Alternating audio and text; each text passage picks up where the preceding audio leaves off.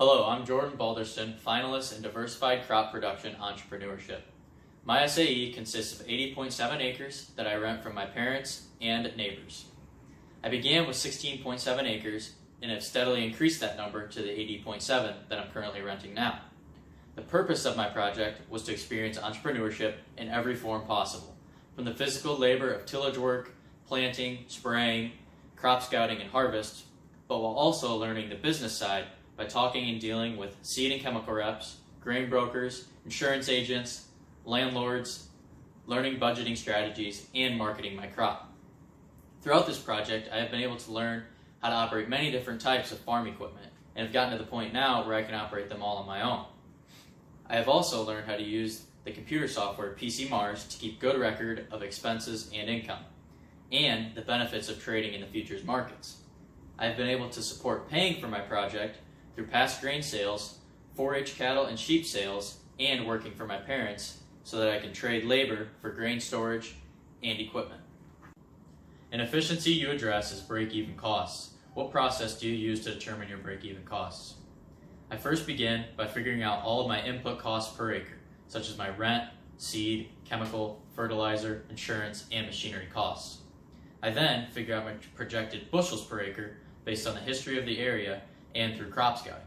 I usually use a lower yield than projected. This way, I'm going to be trying to sell at a price that is higher to be sure that I'm covering my break-even and generating a profit. I then take my input cost per acre and divide that by the projected bushels per acre to get the price I need to sell at to break even.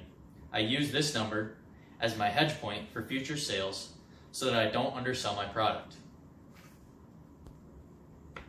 An accomplishment you address is forward contracting. What made you decide to forward contract your crops, and how did you choose a broker? While taking economics in high school, I was able to learn about the futures. Then I went home and talked to my parents about how they use forward contracting in our farming operation. Based on that bit of research, I decided, given the volatility of the markets, that it's a great option to lock in a price that benefits me. Upon the opportunity that my parents had given me to rent land from them, they told me that they wanted me to learn about all the facets of the farming operation, which included learning about marketing my own grain.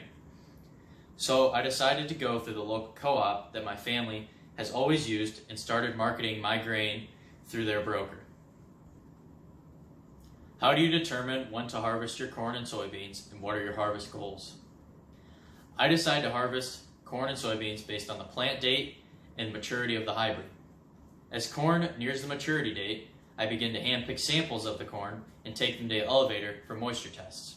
When the corn reaches that 18% moisture range, I begin to harvest so the crop still has a really good standability and my drying costs will be minimized.